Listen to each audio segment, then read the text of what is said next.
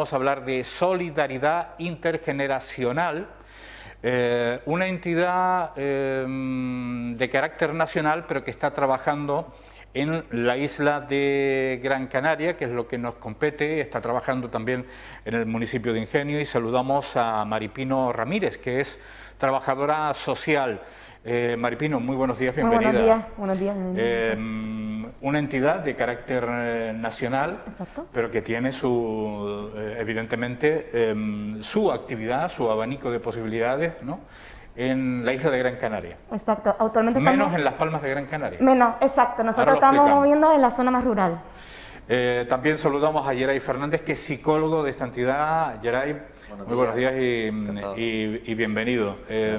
Bueno, el nombre lo dice mucho. ¿Qué podemos explicar para que lo entiendan los televidentes y además los oyentes de Radio 10 Ingenio que nos escuchan en estos momentos?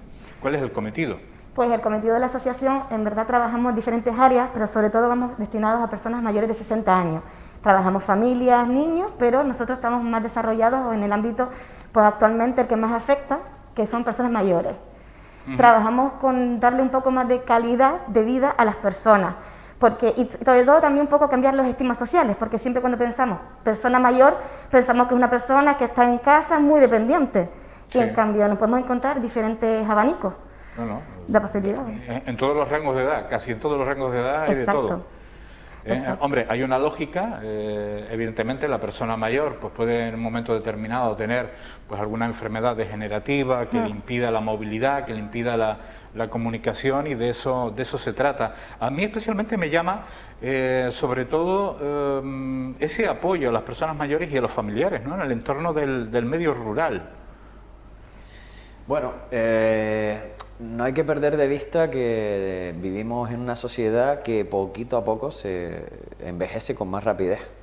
Entonces, desde hace ya un tiempo se está invirtiendo recursos en las personas mayores.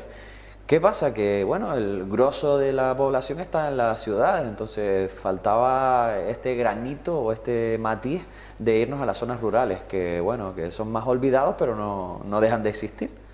Es cierto que donde estadísticamente crece más la población mayor es precisamente la zona rural, las zonas más aisladas, porque la gente joven, ¿no?, la población joven, ¿qué hace? Se va a las ciudades, y las personas mayores normalmente se quedan con su casa, se quedan en su zona, en la zona que conocen, ¿no? Entonces, bueno, es como, digamos que lo que hace nuestra entidad es algo lógico, ni siquiera tuvimos que pensarlo, estaba ahí, simplemente había que ponerse. El problema estaba ahí, ¿no? Claro, exacto. Ajá. ¿Y cómo se soluciona una cuestión de este tipo? Bueno, solucionarse no se va a solucionar, porque desde hace muchísimo tiempo hablamos del despoblamiento de los municipios de medianías y cumbres de la isla de Gran Canaria, pero un despoblamiento parcial. Son los jóvenes los que se van.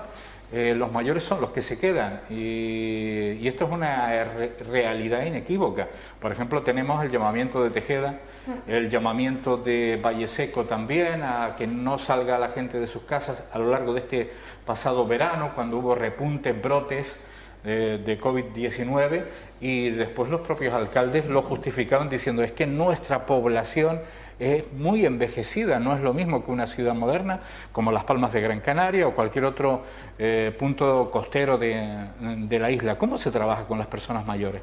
Pues nosotros, a través de la asociación, de nuestra entidad, lo que hacemos es hacerle talleres, pues un poco darle esos recursos que no pueden tener por no vivir en la capital, y también un poco cambiarle un poco las miras de porque sean mayor no significa que no puedan salir. Hablarle un poco de los recursos, de utilizar más el transporte, que no tengan miedo.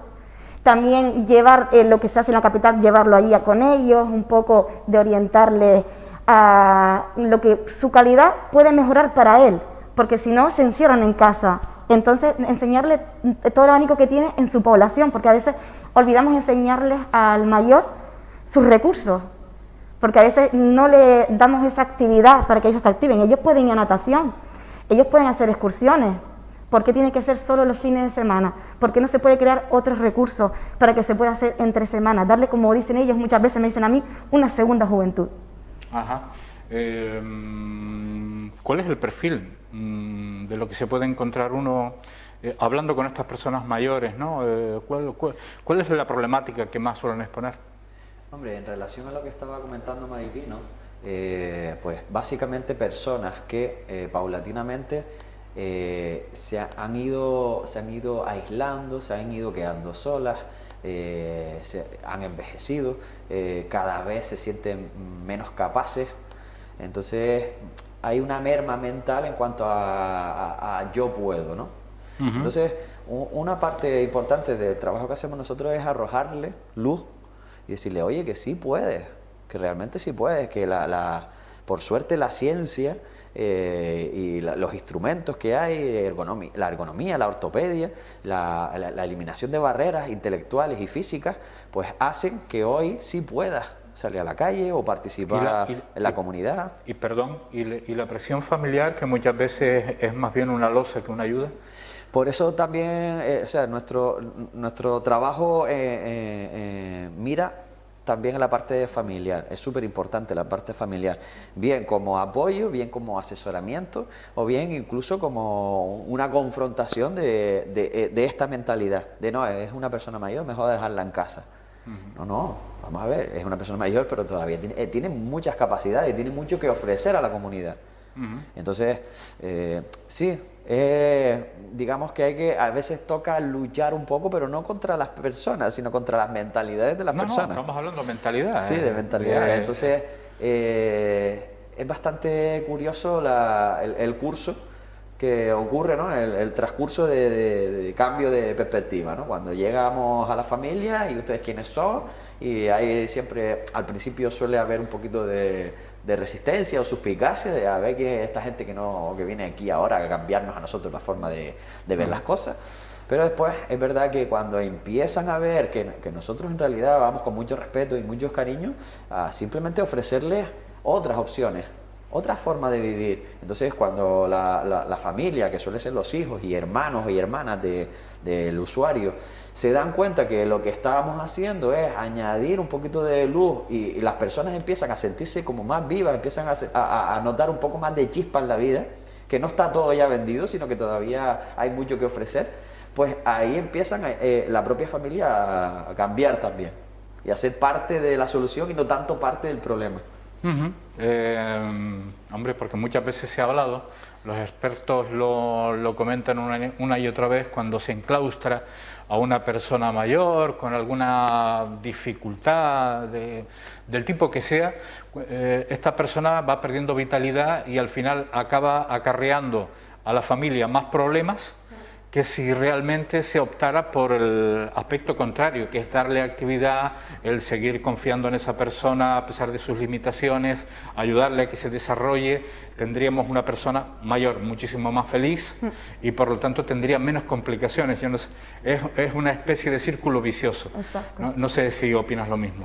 Sí, nosotros opinamos lo mismo porque al final de cabo olvidamos también que la persona, como tú estás comentando y comentó mi compañero Gerard, también olvidamos la persona cuidadora, porque también nosotros trabajamos con eso, porque yo sé que hay conflictos familiares, porque el propio cuidador no sabe gestionar sus emociones, y entonces, claro, es una problemática dentro de la casa, y entonces olvidamos que también la persona mayor tiene vida. ¿Y qué hacemos? Cerramos el familiar y el cuidador en la casa, cuando lo que se tiene que trabajar es un poco el cambio de mira, el que el cuidador también se tiene que cuidar. ¿Cómo incentivan ustedes la empleabilidad, el empleo de las mujeres en el medio rural?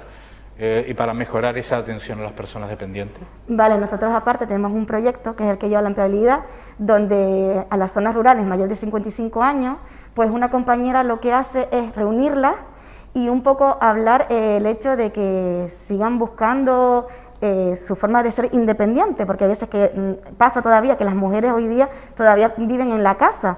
Entonces ellas le da la posibilidad de buscar recursos, les enseña a hacer una entrevista, les empieza un poco a meter en el mundo laboral del cuidado de las personas mayores, porque actualmente muchas mujeres son las que cuidan a personas mayores en las casas, pero carecen de una formación por lo menos de 50 horas, porque al final tienes que tener una formación.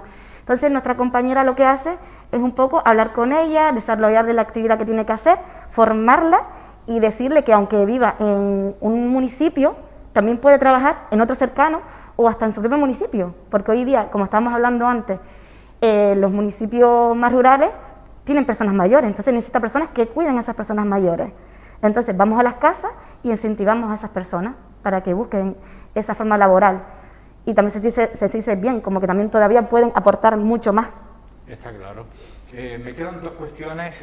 La siguiente está dirigida a Geray Fernández como psicólogo, ¿verdad? Sí. Porque también hablamos mucho, o habla, o se preocupa esta entidad de la soledad. Aunque siempre hablamos del medio rural y, en fin, de lo que lo enlazábamos con todo lo anterior, pero es una soledad yo creo que generalizada en todos los aspectos de la sociedad. Ahora, no entro en el porqué, porque para eso están los profesionales, ¿no? Bueno, la soledad puede ser objetiva, como pasa en muchos casos de los que trabajamos nosotros, es decir, son personas que poco a poco se han ido quedando solos, completamente solos, y que puntualmente, días sueltos, horas sueltas, vienen de visita. Y después está la soledad subjetiva, que a pesar de estar con más gente viviendo en casa, pues por no molestar o por sentirse una carga, pues prefieren entrar en modo planta, ¿no? Yo no prefiero no molestar a mi hijo, no, prefiero que ellos salgan y yo me quedo. O a la inversa, ¿no? Claro. O un cierto celo, en decir, no molestes. O apartar, ¿no?, lo que no nos interesa. Es difícil, es duro y bueno, y con ciertas perspectivas, al final no es invertir más recursos, sino es un poco empatizar, ¿no? Ponerse en el papel de y decir, oye, es verdad que, oye, mamá o papá, mira, que es verdad que no nos importa que vengas con nosotros, además queremos que vengas con nosotros, o incluso con la idea de, como es mayor, hay que aliviarle carga, despersonalizamos a nuestra madre o nuestro padre porque están acostumbrados a cuidar a la crianza o a tener tareas, digamos, cargas familiares, y de repente y sin querer los vamos dejando sin cargas, y así ellos se sienten como, pues mal, se sienten inútiles, se sienten que no son capaces, y en realidad esto es invertir ese proceso, es decir, las personas mayores pueden tener ciertas responsabilidades, y además considero que es muy interesante todo el aporte que puede dar un abuelo o una abuela a sus nietos, a sus hijos, a otros compañeros, otros vecinos.